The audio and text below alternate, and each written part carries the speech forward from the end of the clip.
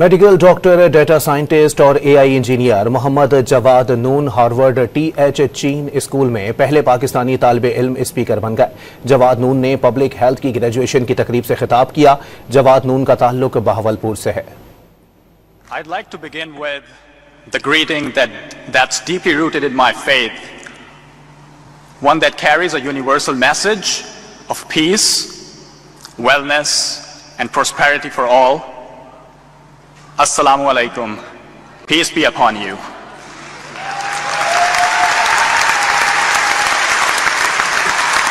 Standing here feels surreal.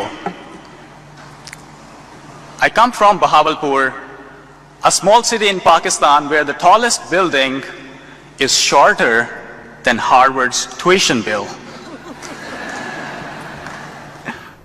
I'd like to begin with the greeting that's deeply rooted in my faith, one that carries a universal message of peace, wellness, and prosperity for all. Assalamu alaikum. Peace be upon you.